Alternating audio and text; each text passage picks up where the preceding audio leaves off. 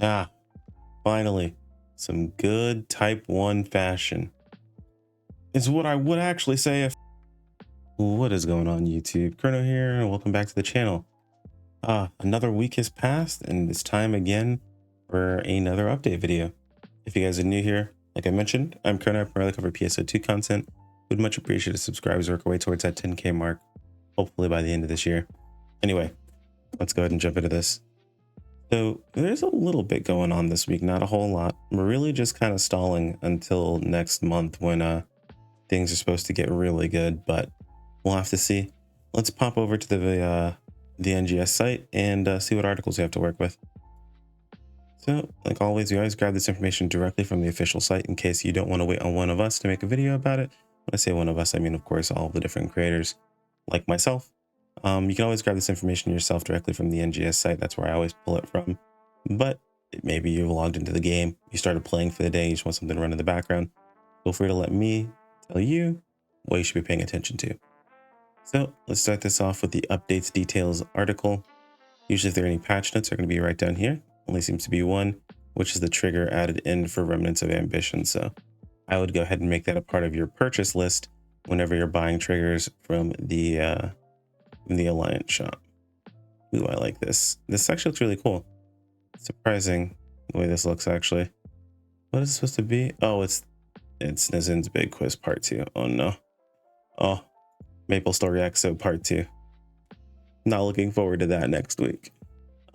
So we've got additional items added to the seasonal points exchange. So seasonal points shop has got some more stuff, meaning the shop is now just bigger. Usually they add in more SP scratch tickets. They add in I don't think they added more star gems.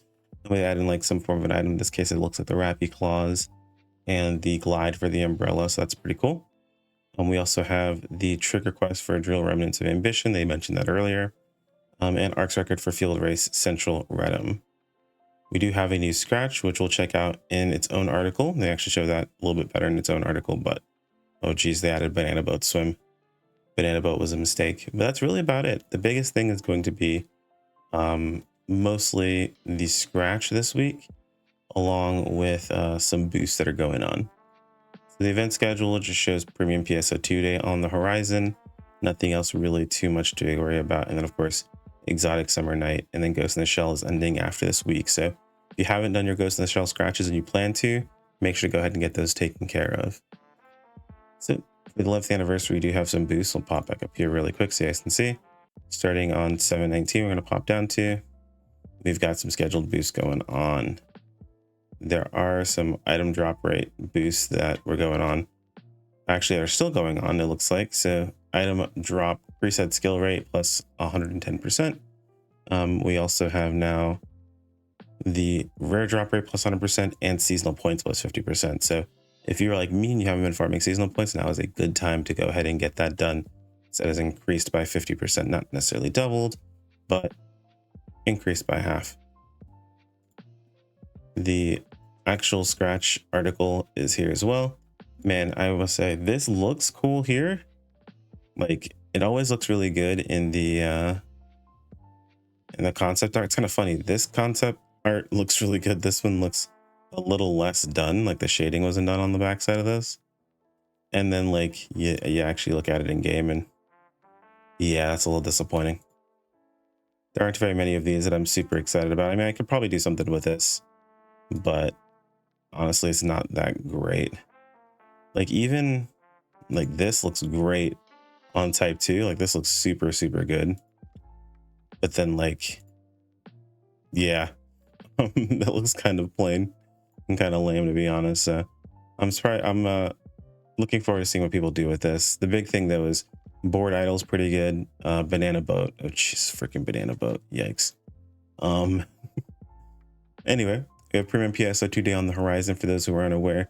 The way Premium PSO2 Day works and all PSO2 days work is that they start the day beforehand in the evening and they go all the way through to the next day, giving you a full 24-hour time frame to farm if you really want to.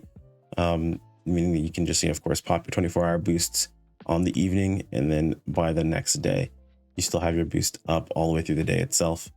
Or, of course, you can pop them in the morning and farm them all the way to the next morning. So it starts at 8 p.m. the day before and ends at 8 a.m. the day after. usually only get extended if there's any maintenance during premium PSO2 day, and this time there doesn't seem to be.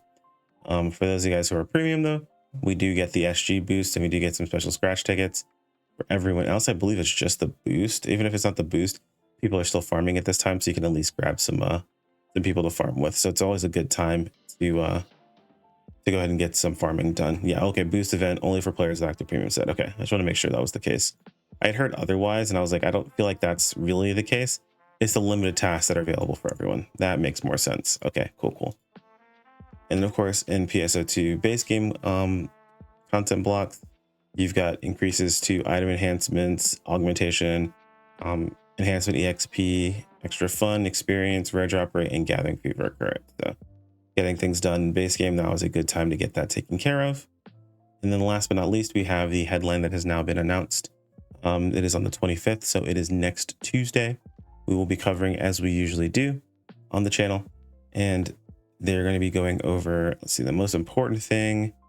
This time we've got update info and videos showing what's ahead for New Genesis version 2 in August, including more details on the ultra high difficulty quest we gave you a sneak peek of last time in our collaboration with Uncle from Another World. So Uncle from Another World is next month. So that's pretty cool. And we have the new high difficulty quest they're going to show a sneak peek of. Keep in mind, there's 2 quests and they're only showing a sneak peek of the first one. So I'm not sure if they're going to split them up, with the high difficulty quest is coming first and then the other quest is coming afterwards later in the month. But the other quest that they've mentioned quite a few times is actually the kind of the big one, right? High difficulty quest is cool. It looks like the boss is going to be pretty fun. But the one that seems to be really important, at least in my opinion, is going to be the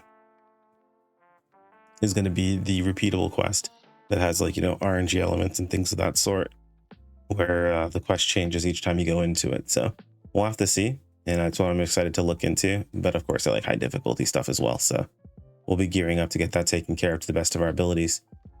But I think that about covers everything. Let's go ahead and meet back in game so we can wrap this up.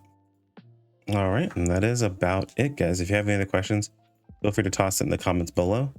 Like if you guys enjoyed the video, subscribing to keep up with more. Let me know if I missed anything, and I'll see you all next time. Take care, everyone. Peace out.